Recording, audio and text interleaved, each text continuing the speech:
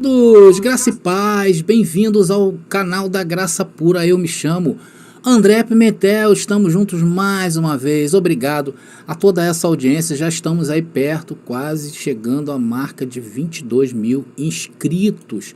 Isso é muito bom, é muito expressivo.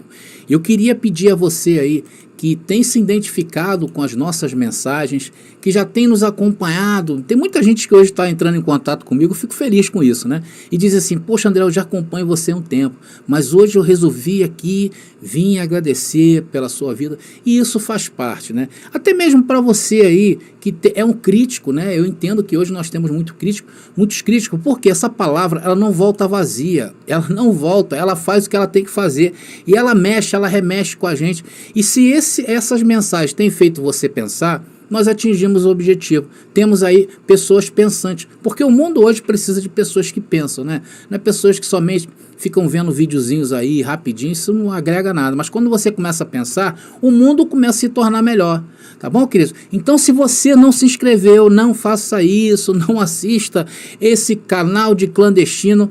Se inscreva hoje mesmo, querido. Não faça isso, não tenha um coração peludo. Se inscreva aí, é de graça. Aperte o sininho para que o YouTube te avise quando estivermos no ar com mensagens iguais a esta. Já deixa aí o seu like, com certeza, coisas boas vocês vão ouvir, né? Coisas que vai mexer com vocês. Vocês irão ouvir nesta mensagem. E comentem à vontade, tá bom? Tenham pelo menos assim, eu digo os abençoados que sempre estão conosco, muito obrigado pelos comentários de vocês, tá bom?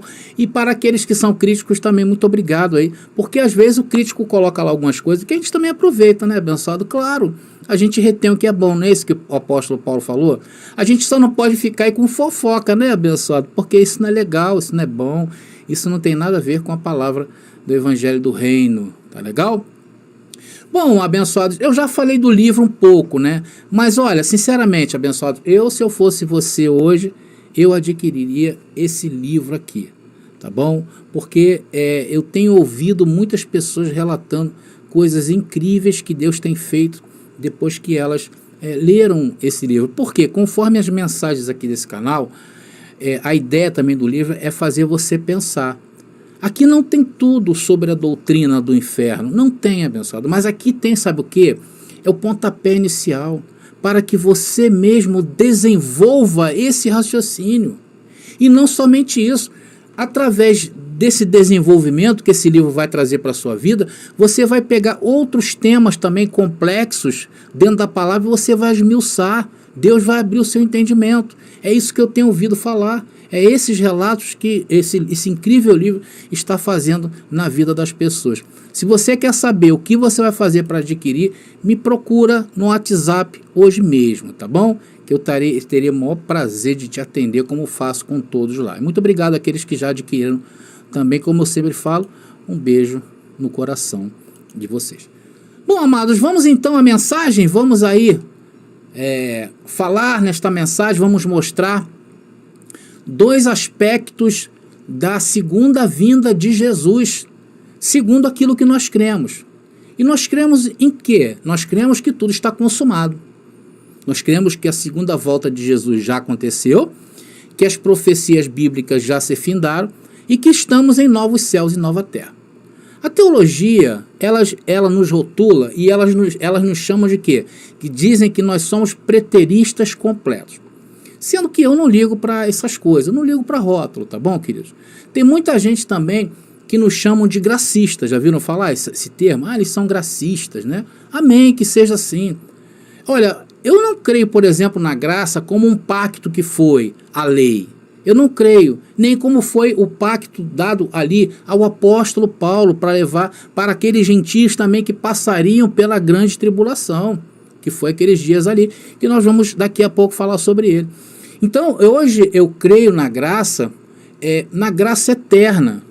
E olha, a graça de Deus sempre esteve presente no mundo. Antes da lei, na lei, com a graça e a lei sobre pactos vigentes até o ano 70, já existia a graça eterna, e depois muito mais, a graça eterna se consolida hoje no reino de Deus. Então, eu creio dessa maneira. Essa é a forma que hoje eu entendo. Então, amados, esses dois aspectos que vamos mostrar nessa mensagem, um deles, o aspecto visível, tá? O primeiro seria a primeira parte, o aspecto visível, onde vamos procurar na história elementos que provam que Jesus já veio, segundo Mateus capítulo 24. Tá? Vamos usar o famoso Sermão da Montanha. E na segunda parte dessa mensagem, nós vamos procurar na Bíblia quais foram os aspectos que aconteceu no mundo espiritual, ou seja, o que mudou no aspecto espiritual depois da segunda vinda de Jesus. Então, o primeiro aspecto é o visível, é o que aconteceu na história, vamos procurar na história, eventos que se aproximaram ali de quando Jesus falou em Mateus 24 que aconteceram, eu vou mostrar isso aí para vocês. Tá? E depois, na segunda parte, mais na frente, vamos estar mostrando o que aconteceu, o impacto da segunda volta de Jesus no aspecto espiritual. Então, amados, então essa mensagem ela vai se estender em algumas partes, tá? Só que nessa primeira parte, eu preciso construir, atenção no que eu vou falar, eu preciso construir um cenário do mundo de Jesus de Nazaré para vocês. Do mundo de Jesus de Nazaré daqueles dias. Então eu preciso construir esse cenário. E para isso nós vamos usar bastante a Bíblia. Depois de nós estarmos baseados de forma clara onde Jesus de Nazaré nasceu, para quem foi seu ministério, em que tempo ele falou que ele viria, eu vou deixar isso bem claro, para quem foi, para quem e a quem foi direcionado o juízo final, então vamos depois passar a procurar dentro da história os aspectos visíveis que Jesus falou ali em Mateus capítulo 24. Nós estamos entendidos nessa parte, queridos? Eu sei que muitos vai pintar muitas dúvidas entre os abençoados, tá bom? Mas tenham muita calma, entenda que nós precisamos construir todo um cenário para que você entenda melhor essa passagem, porque é uma passagem muito importante de Mateus capítulo 24. É claro que a Bíblia fala de outros, Daniel fala também, mas eu não vou me basear, eu vou me basear em Mateus capítulo 24. Em outra oportunidade a gente traz Lucas, onde também fala sobre o Sermão da Montanha, Marcos, tá bom? Podemos trazer também Daniel, Isaías, enfim, as profecias que falavam acerca do dia do juízo final e da segunda volta do Messias, tá legal? Bom, estamos aí então combinado com vocês? Vamos então à hora da palavra revelada?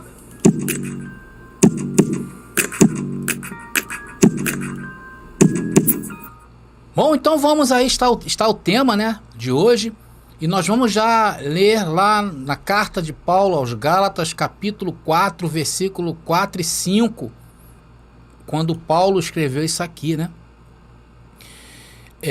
Vamos ver para quem Jesus de Nazaré veio, sobre que aspecto Jesus de Nazaré veio. Então o texto diz aí, olha: mas quando veio a plenitude dos tempos, então você vê que Paulo já trata desde o momento em que Jesus veio ao mundo como um tempo da plenitude de Deus. E esse tempo se estendeu até o ano 70 depois de Cristo. E diz ali: Deus enviou o seu filho, que nasceu de uma mulher e nasceu submetido a uma lei. O que ele veio fazer? A fim de remir, a fim de salvar os que estavam sob a lei, para que recebêssemos a sua adoção. Então Paulo faz um resumo de por que Jesus de Nazaré veio ao mundo. Então ali diz que Deus enviou seu filho, né, que nasceu de uma mulher, atestando que era um homem. Ele veio submetido à lei de Moisés, a fim de salvar os que estavam sob a lei, e para aqueles que não eram da nação de Israel, pudessem também receber a adoção para aqueles dias. Então a plenitude dos tempos, ela é eterna. Ela não se findou no ano 70, ela ganhou força depois do ano 70, onde houve a consumação de todas as coisas. Vocês estão entendendo? Então nós já começamos essa mensagem mostrando para vocês quem Jesus fez. Então Paulo está afirmando que o Messias de Israel, ele havia nascido de uma mulher, um homem de carne e osso, e veio submetido à lei, conforme eu falei. Por isso que nós dizemos que aquele que imita Jesus de Nazaré vai estar submetido o quê? À lei de Moisés. Nós em graça não imitamos o que Jesus fez justamente por essa razão. Nós entendemos e damos luz ao que ele fez. Mas imitá-lo é outra história. Por isso que nós não imitamos, tá bom? Aí você pode me perguntar assim, mas André, Jesus não mandou imitá-lo? Sim, abençoado, mandou. Por isso que você precisa ter sempre em mente que ele veio submetido à lei. E o que ele disse e falou está dentro desse contexto. Ele falou para aqueles dias, para um povo, e não para você hoje em 2022. Por isso que você não pode pegar aquele texto de Jesus de Nazaré e imitá-lo, porque você vai estar caindo o quê? Na lei de Moisés. Entendeu, queridos? Vamos ver um outro verso que corrobora para isso que eu estou falando? Vamos ver lá. Romanos, agora na carta de Paulo aos Romanos, capítulo 15, versículo 8. Lembrando a vocês que nós estamos o quê? Construindo o cenário de Jesus de Nazaré, tá? Então Romanos capítulo 15, versículo 8 diz assim, olha: pois vos digo que Jesus veio para ser servo da circuncisão, por amor à verdade de Deus, a fim de confirmar as promessas feitas aos patriarcas. Porque foi feito promessas, no antigo pacto foram feitas muitas promessas aos pais de Israel, né? As 12 tribos de Israel, que é considerado os pais, os patriarcas de Israel. Então Deus havia feito, e em Jesus haveria esse cumprimento de tais promessas. Para quem? Para aquele povo. Então nós não podemos subentender isso aqui. Então esse era o ministério de Jesus de Nazaré. Jesus nasceu embaixo de uma lei, portanto servo da circuncisão, para o quê?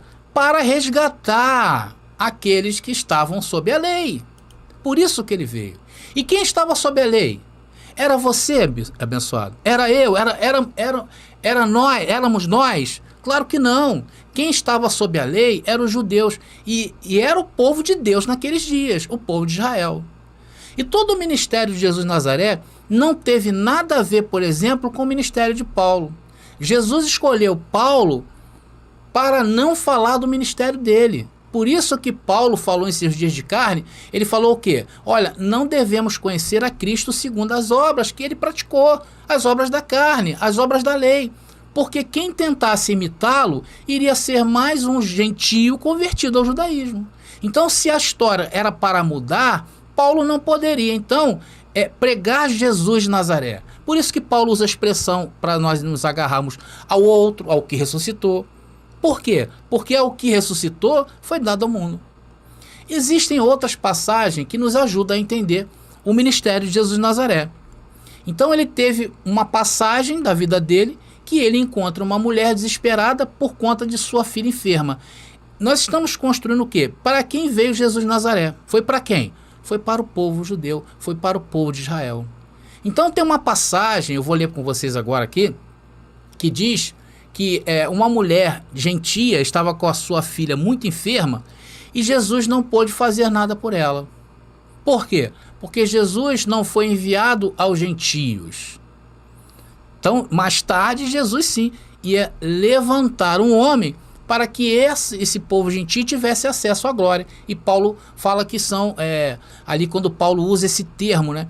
Ele fala que, aqui, recebêssemos a sua adoção. Então, naqueles dias, precisava receber a adoção. Vamos ver onde está essa passagem? Mateus capítulo 15, versículo 24. Vamos lá. Mateus capítulo 15, versículo 24 diz: Jesus respondeu-lhes: não fui enviado senão as ovelhas perdidas da casa de Israel. Está claro, queridos, para você o ministério de Jesus de Nazaré? Jesus de Nazaré não veio para o mundo que nós vivemos hoje. Ele veio para um povo sob uma lei, para tirar esse povo da lei e para colocar o reino de Deus no mundo. E foi isso que aconteceu.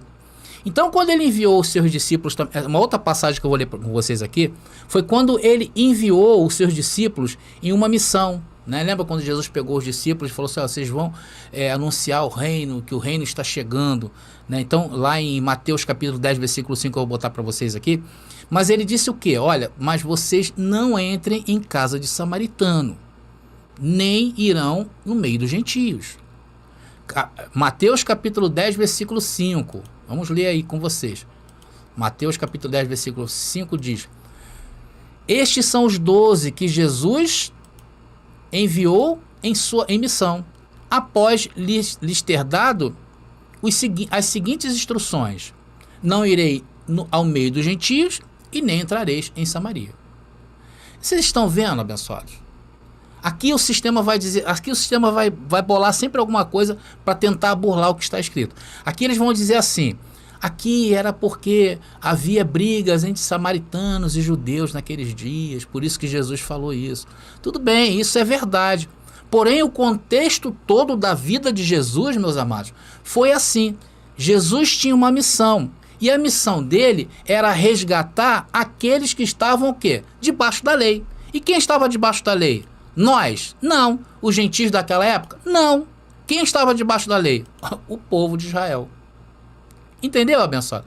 Porém, enquanto ele não fosse morto, ele não tinha esse poder de remir, de tirar os que estavam debaixo da lei. Aí você me pergunta, mas por que não tinha? Porque para haver remissão, para haver perdão, diz a lei que teria que haver derramamento de sangue. Então, quando Jesus morre, ele morre para Israel. Hebreus capítulo 9, versículo 22. É aí onde a igreja não entende, porque eles acham que Jesus morreu para o mundo, né? Para o mundo de Israel. Vamos ler. Hebreus capítulo 9, versículo 22, que diz: aliás, conforme a lei, o sangue é utilizado para quase todas as purificações. E sem efusão, ou derramar, né? Sem derramamento de sangue, não há perdão. Está entendendo? Então Jesus tinha que ser morto, para assim livrar o povo de Israel da lei de Moisés. E ele iria anunciar que ele iria voltar depois de morto. Então, para que ele ia voltar? Para quem Jesus ia voltar? Para julgar a todos. A todos quem? Eu e você nesses dias? Um povo que viveu depois do ano 70? Que nasceu depois do ano 70 depois de Cristo? Claro que não. Ele iria julgar o quê? Todos que viveram naquela época de Jesus e antes. Ou seja, todos seriam julgados ali quando Jesus estava vivo.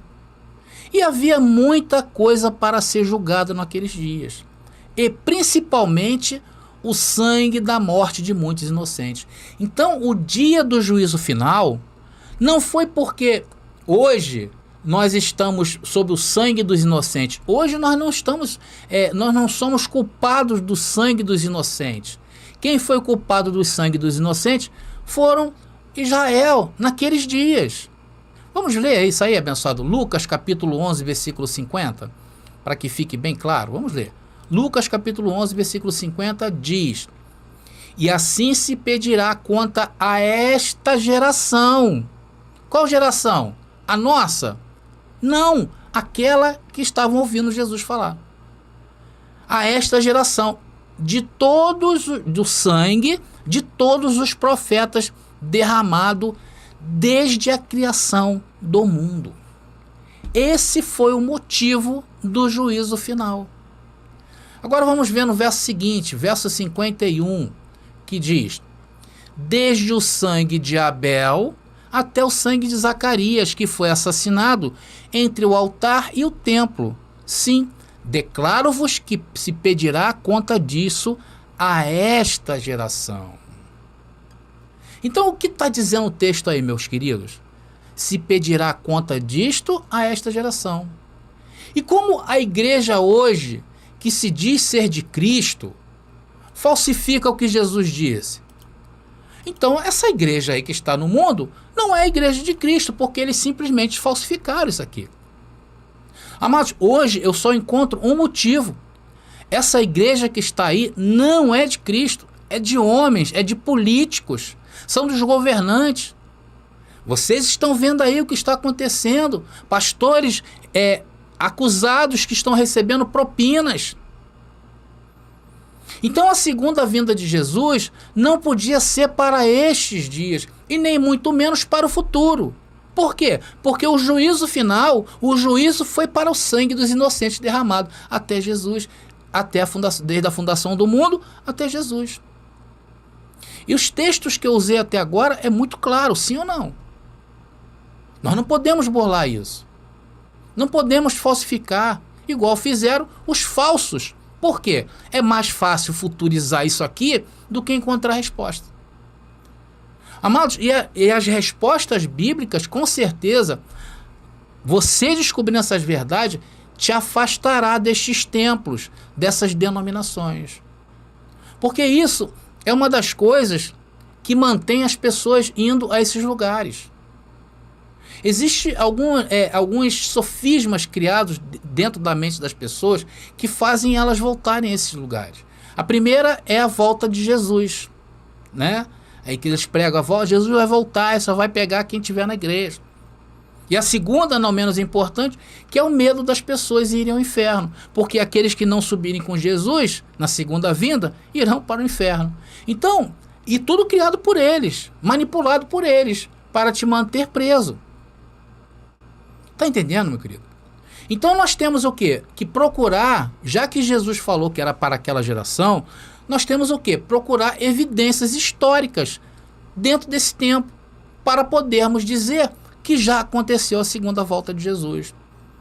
Porque segundo o próprio Senhor, quando ele habitou entre nós, ele disse que isso aconteceria àquela geração. Vamos ver, que vai nos ajudar mais ainda? Mateus capítulo 24, versículo 34. Vamos lá, abençoado. Ou 33, né? 33. Mateus capítulo 24, versículo 33, que nos diz assim, olha. Em verdade vos declaro, não passará esta geração antes que tudo isso aconteça. Tudo isso aconteça o quê? O que ele falou em Mateus capítulo 24, até esse versículo. Então isso nós não podemos descontextualizar. Jesus não podia mentir sobre isso. Se ele disse que ele cumpriu o que disse, então nós temos que buscar o quê? Buscar fatos históricos para dar provas contundentes que Jesus veio naqueles dias e não desmenti-lo e não descontextualizar isso aqui e passar para os dias de hoje. Então, para nós, queridos, que recebemos essa palavra de revelação, ele veio no ano 70. Por que ele veio no ano 70? Então, essa é a minha função, de te explicar isso. Então, a partir de agora, deixa eu voltar aqui comigo. Então, a partir de agora, nessa mensagem, o que nós vamos buscar? Vamos buscar evidências. Vamos buscar evidências aonde? No próprio Sermão da Montanha. Então, nós buscaremos essas evidências a partir de agora, tá? E fazendo isso, estaremos concordando o quê? Com o Senhor que disse que isso iria vir naqueles dias. E no verso 34, ele diz o seguinte sobre a palavra dele, ó. Versículo 34 de Mateus, capítulo 24. Olha o que Jesus disse acerca da palavra dele, ó. O céu e a terra passarão, mas as minhas palavras não passarão. Porque ele disse que viria, e ele veio. Versículo 36, ainda em Mateus, vamos só em Mateus agora, capítulo 24, vamos usar muita palavra. Diz ali, olha, quanto àquele dia e àquela hora, ninguém o sabe, nem mesmo os anjos do céu, mas somente o Pai. Amados, a primeira coisa que Jesus fala sobre a sua vinda é que ninguém sabia quando viria. Porém, ele deixou uma dica, sabe qual foi? Que seria para aquela geração. É verdade, Jesus não sabia, quando Jesus andou entre os homens, quando ele habitou em carne, ele não sabia o dia nem hora. Porém, ele deu evidências que seria para aquela geração. Muita gente aproveita essa fala de Jesus e diz que ele não era Deus, né? Porque ele não sabia o dia e a hora. Aqui é muito fácil de entender, tá bom, abençoado? Quando Deus assume uma forma humana em Jesus, em um corpo de carne, tudo o que ele era, tudo o que ele sabia, se apagou. Igual a nós. Nós também, quando entramos em um corpo de carne, nos é apagado de onde viemos, quem somos. Tudo o que Deus falou a nosso respeito é apagado. Por isso que quando você vem aqui nesse canal e ouve o Evangelho da Graça, logo te é aclarado o que é esse aclarar, esse entendimento novo. E esse entendimento te faz o quê? Lembrar de todo o conselho de Deus sobre a nossa vida. Então, quando Jesus também veio, ele demorou 33 anos para, aos 30 anos, para que ele assumisse a sua missão, porque ele foi aclarado aos poucos a missão dele. Então, amados, escreve aí no chat, abençoado. Você sabia que Deus tem um conselho a teu respeito? Diz aí, olha, Deus tem um conselho a meu respeito. E esse conselho você vai descobrindo ao longo da tua vida. Tá entendendo? Então, quando você ouve essas verdades, qual é a sua manifestação? É dizer o quê? É verdade. Quando eu venho aqui dizer para vocês algo que mexa com vocês, que vocês relembrem aquilo que Deus mesmo falou sobre vocês, vocês escrevem o quê? É verdade. Não é isso? Então, com Jesus também aconteceu a mesma coisa. Em carne, ele não sabia. Porém, quando ele retornou ao seu estado original de Deus, ele sabe de todas as coisas. Estamos entendidos aí, abençoado, dessa parte? Agora vamos prosseguir em Mateus capítulo 24. Vamos ver o verso 37. E ele fala aqui uma coisa bastante interessante. Ele diz que como seria a sua vinda. E ali ele fala que seria nos dias, como se fosse nos dias de Noé. Só lembrando, tá, para vocês, que o objetivo dessa mensagem, dessa primeira parte, é buscar evidências da segunda volta de Jesus e mostrar essas evidências na história. E na segunda parte eu vou mostrar as evidências espirituais, o que aconteceu no mundo dos espirituais, tá bom? Mateus capítulo 24, versículo 37. Então Jesus começa a dar dicas de quando ele viria, e essas dicas nós vamos mostrando ao longo da história. Diz ali, olha: assim como foi nos tempos de Noé, assim acontecerá na vinda do Filho do Homem. Assim será na vinda do Filho do Homem, abençoado, como nos dias de Noé. E como era nos dias de Noé? Aí, em Mateus capítulo 24, 38 e 39, Jesus fala como era naqueles dias lá, né? E diz ali, ó: nos dias que precederam o dilúvio, comiam, bebiam, casavam-se e davam-se em casamento, até o dia em que Noé entrou na arca, e os homens de nada sabiam, até o momento em que veio o dilúvio e os levou a todos, matou todo mundo. Assim será também na volta do Filho do Homem. Então, o dia da vinda do Filho do Homem seria marcado o quê? Por muitas mortes. Não é isso que diz o texto? Jesus não está fazendo uma comparação com aqueles dias do dilúvio? Então, Jesus aqui fala do dilúvio. E vocês sabiam que o dilúvio é considerado pelos teólogos como um macro acontecimento, um acontecimento mundial que destruiu o mundo todo, que é chamado macro apocalipse. Então, anota bem essa palavra, abençoado. Macro e micro, tá? E eu quero fazer uma ressalva, eu quero abrir um parênteses nessa mensagem, tá? Para explicar a você que está ouvindo aí pela primeira vez essa palavra macro, e você vai ouvir também a partir de hoje muitas vezes essa palavra micro, macro apocalipse e micro apocalipse, e eu vou tentar em rápidas palavras explicar para você o que isso quer dizer, tá bom? Amados, deixa eu voltar aqui com a minha linda imagem. Amados, a Bíblia trata de várias passagens em que podemos afirmar que ali, naquele momento, houve um fim, tá? Apesar da palavra apocalipse significar revelação, hoje, quando nós ouvimos essa palavra, a primeira coisa que vem à nossa mente é o quê? É de uma destruição, não é verdade?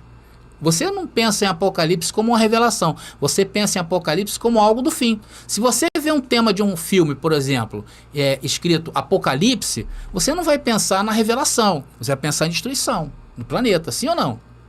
Então eu quero tratar estes eventos bíblicos como Apocalipse, tá bom? Se referindo a um fim, a algo grandioso.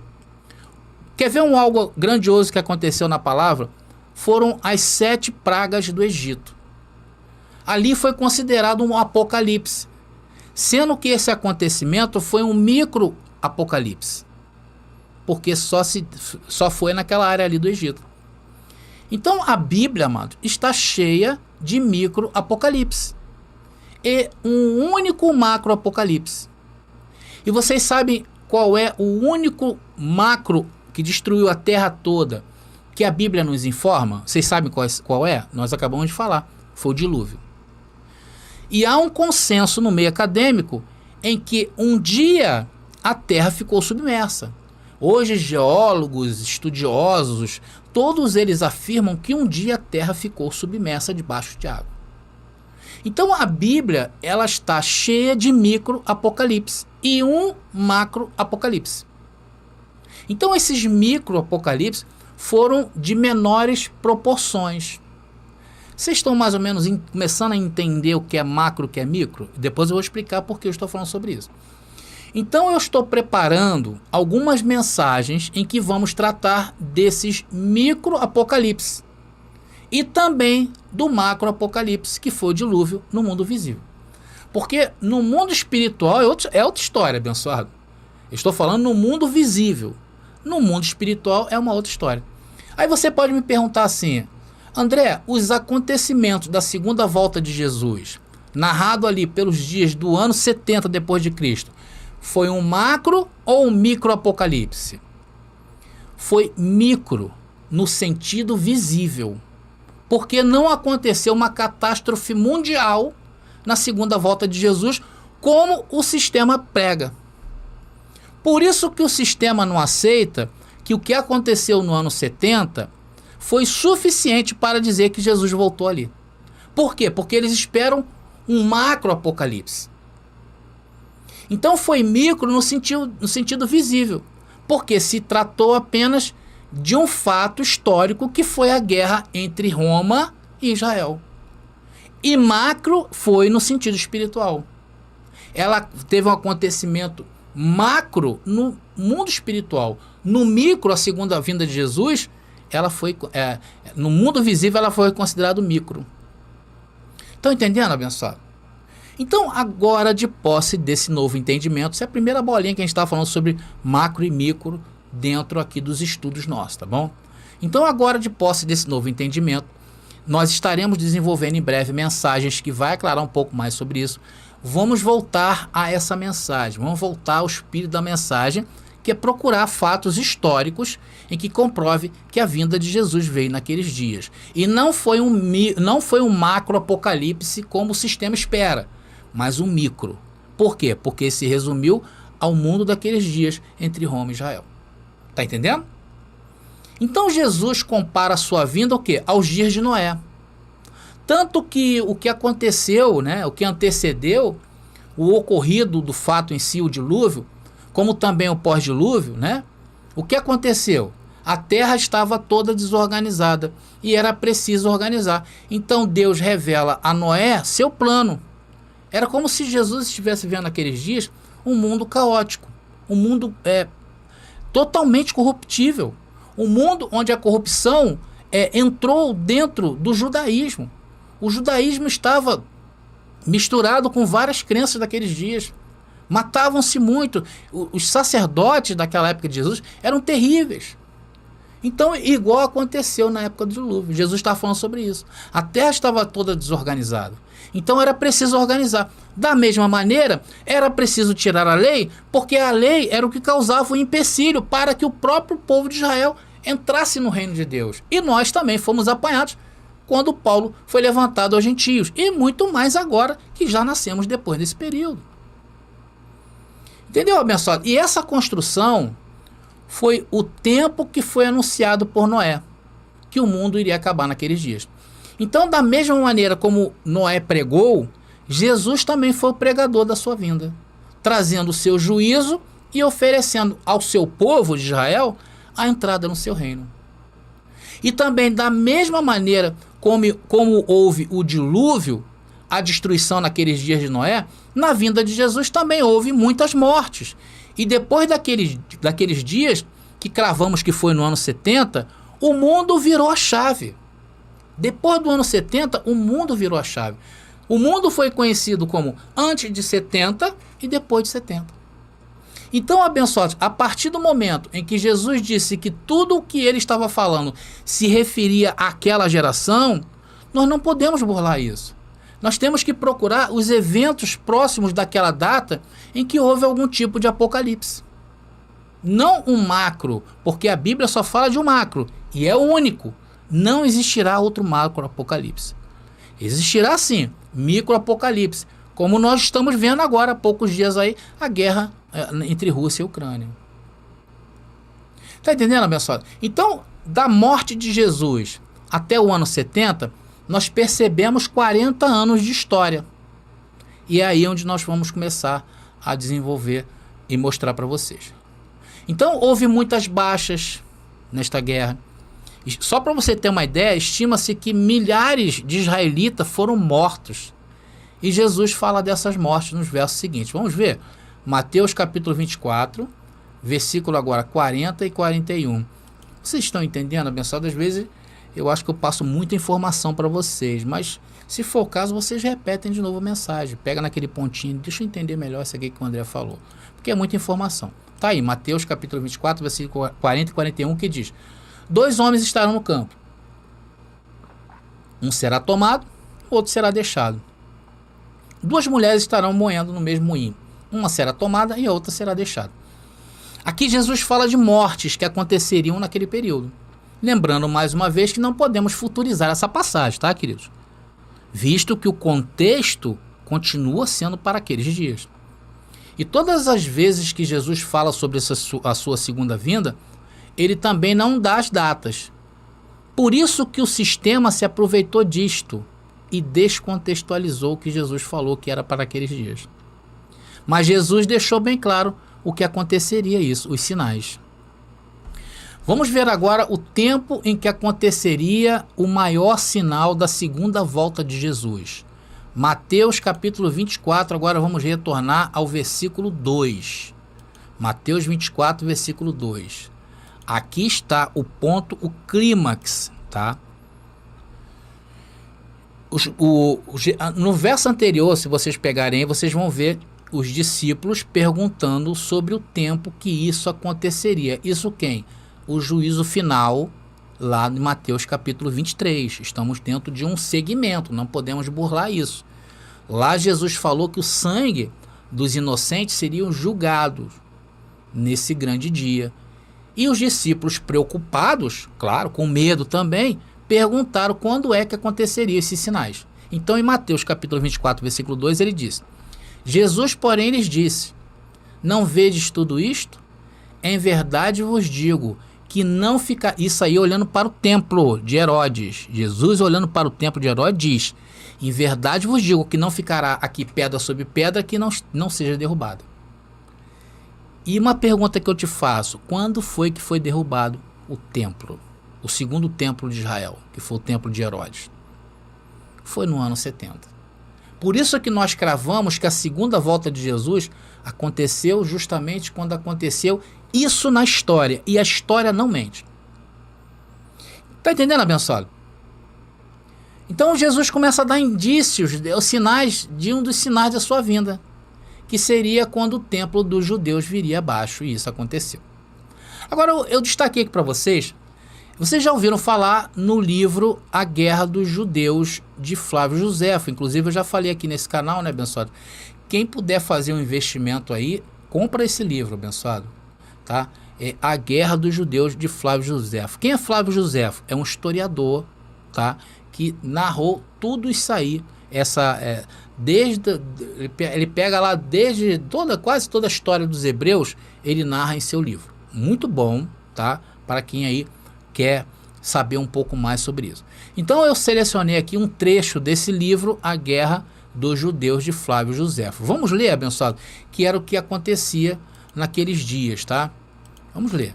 E diz assim, olha: as tropas romanas do general Tito tomam a cidade de Jerusalém em 8 de setembro de 70.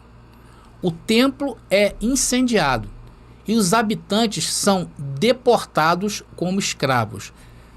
Aí foi conhecida, né, a diáspora do povo de Israel. O povo de Israel começou a vagar pelo mundo. O templo construído por Salomão em 970 a.C. e reconstruído por Herodes em 19 a.C., era o símbolo e o centro do poder religioso e político dos judeus. Somente, deixa eu ver se já acabou aí. Agora eu vou botar aqui a segunda parte, para vocês acompanharem direitinho essa narrativa, tá? E diz ali, olha, somente o muro ocidental de sustentação da esplanada do templo permaneceriam em pé. E seria chamado mais tarde, que você já conhece, o Muro das Lamentações. Foi a única coisa que sobrou. A destruição do templo constitui, de resto, um elemento determinante para a religião cristã, que se separa, então, cada vez mais de suas origens judaicas. E aí é a história dessa falsa igreja que nós estamos vendo aí, tá? Então, o que Jesus disse lá em Mateus capítulo 24, versículo 2, que eu vou colocar aqui para vocês, se cumpriu no ano 70, foi derrubado o templo. Vocês estão entendendo? Entenderam, abençoado? Viu como é que a história, ela narra isso? Por isso que nós, queridos, somos um povo elegante. E somos o quê? Fiéis ao texto. E vamos buscar o quê? Elementos na história que nos aproximem das profecias. Então, após Jesus ter falado sobre o templo, isso desperta o quê? A curiosidade dos seus discípulos, porque eles também queriam salvar as suas peles. Então, eles perguntam a Jesus quando aconteceria aquilo ali. E no verso 3, Jesus continua a dar sinais do que iria preceder a volta dele. E diz ali, ó, indo ele assentar-se no Monte das Oliveiras, achegaram os seus discípulos, e estando a sós com ele, perguntaram-lhe, quando acontecerá isto? E qual será o sinal de sua vinda, de tua volta e do fim do mundo? Então, amados, na cabeça daqueles homens, haveria o fim do mundo, de uma maneira macro, tá? Não foi isso que aconteceu no ano 70. E o mundo em questão aí era o mundo daqueles dias como era na cabeça dos judeus. Ou seja, tudo aquilo ali foi para a entrada do reino de Deus no mundo. A justiça de Deus foi feita. E haveria, depois disso, algumas mudanças na configuração do mundo, tá? Porque, como eu falei, que o mundo ele virou a chave no ano 70, virou uma chave, né? Antes dessa virada de chave, que começou com a morte e ressurreição de Cristo e durou 40 anos, começou a ser mudado as configurações, tá? Haviam naqueles dias 2 pactos vigentes, um para o povo de Israel e outro para o povo de origem gentia.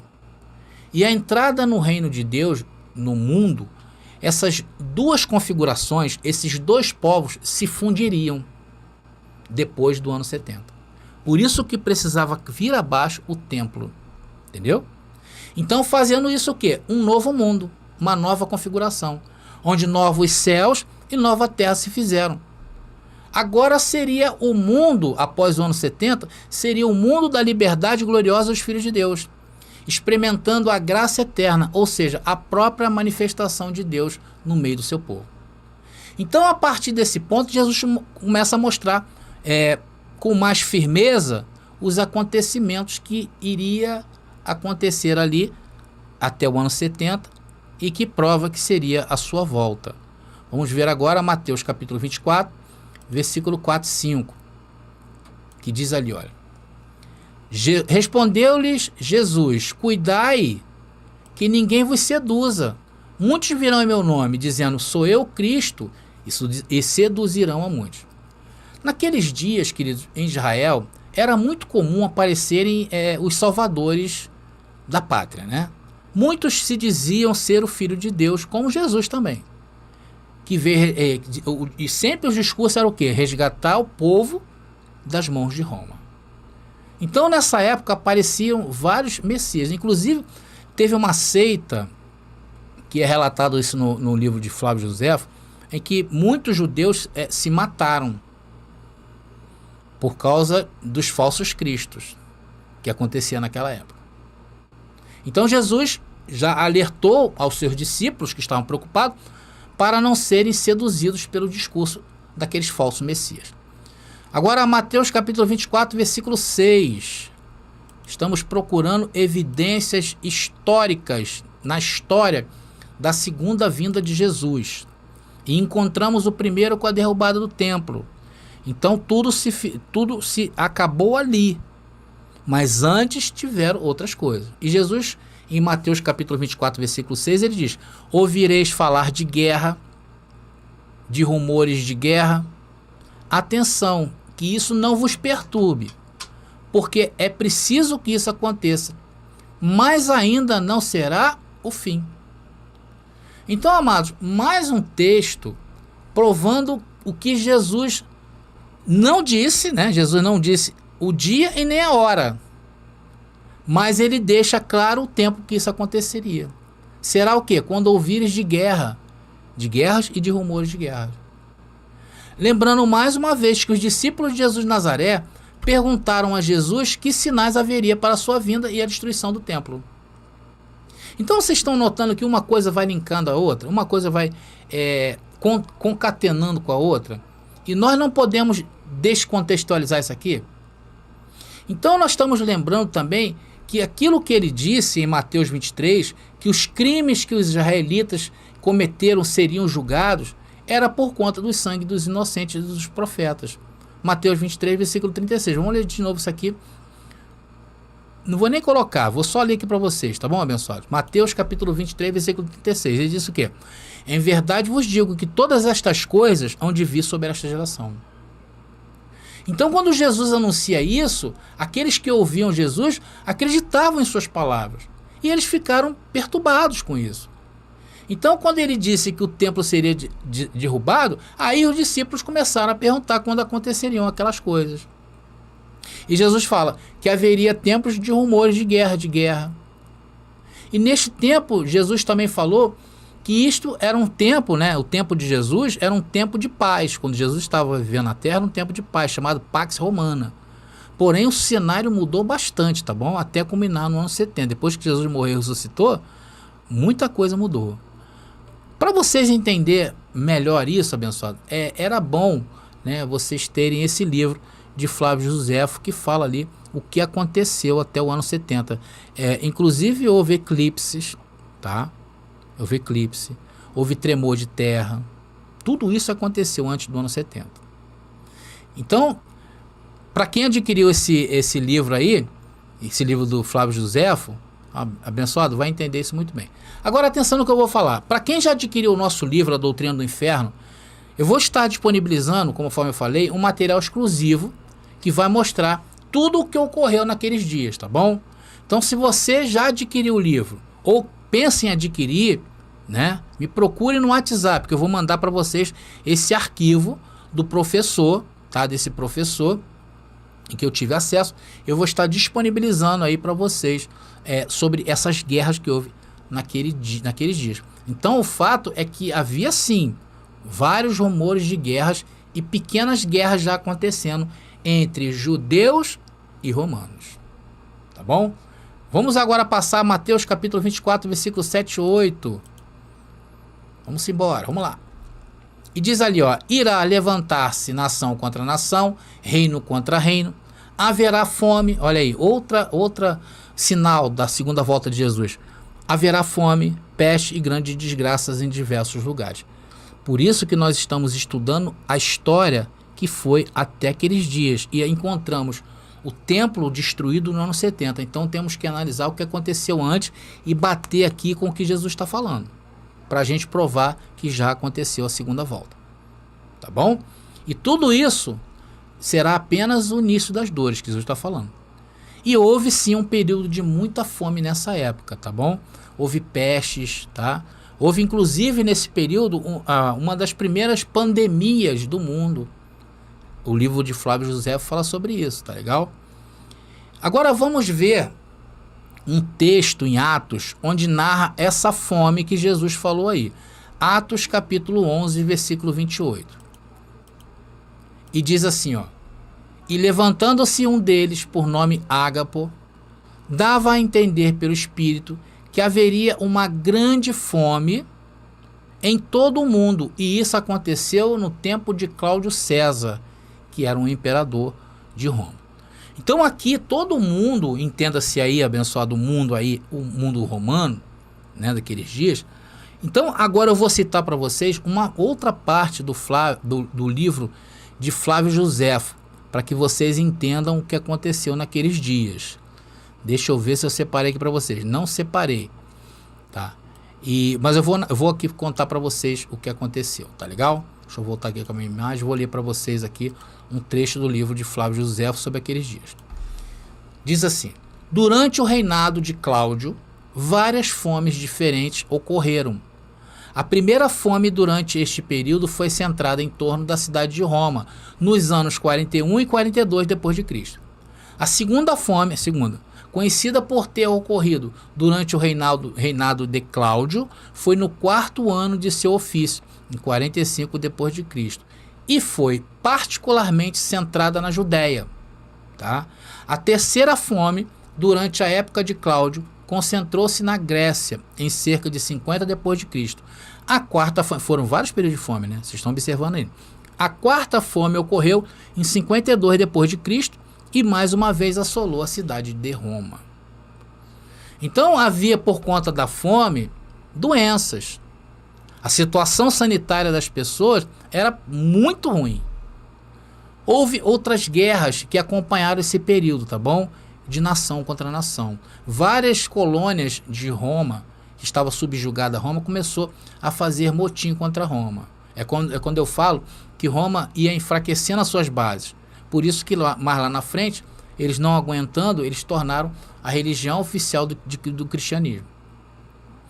Vocês estão entendendo, abençoado?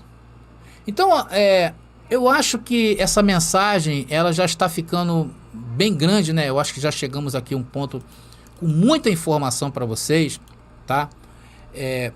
Vamos marcar, então, uma segunda parte dessa mensagem. E ainda eu vou voltar a falar sobre a segunda volta de Jesus no mundo visível. Vamos ver terremotos que aconteceu, datado e comprovado pela história, pela geologia. Eclipse que aconteceu, Jesus falou sobre isso, tá? Vamos ver isso tudo na segunda parte aí que eu estou mostrando o que antecedeu a segunda volta de Jesus, tá bom? Então eu aqui, abençoado, estou dando suporte para vocês, para que vocês entendam melhor esse aspecto da volta de Jesus. Eu sei que tem muitos abençoados que ainda tem muitas dúvidas sobre isso, tá bom? Mas fica tranquilo que nós vamos trazer esse estudo com muitos detalhes, tá bom? Então acompanhe a segunda parte, tá? E mais na frente vamos falar, vamos falar sobre o que aconteceu no aspecto espiritual a segunda volta de Jesus. Aí vamos falar de ressurreição de mortos, vamos falar sobre o tribunal que foi com todas as nações. Vamos mostrar isso aí também para vocês, porque eu sei que tem gente que tem dúvida quanto a isso. Estão entendendo, abençoado? Então eu quero agradecer a todos vocês que nos acompanharam nessa jornada. Aqueles que adquiriram o livro, me procure para que eu possa passar esse estudo de forma mais detalhada aí, para vocês guardarem essa preciosidade, tá legal? Para você que pensa em adquirir também o nosso livro, fique à vontade, me procure também. Então estamos chegando ao fim dessa mensagem. Eu espero que eu tenha sido claro. Talvez, se eu não tiver sido claro em alguma parte, os abençoados voltam lá.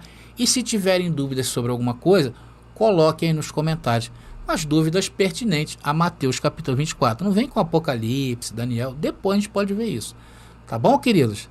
Bom, amados, eu vou ficando por aqui. Graça e paz e até a nossa próxima mensagem.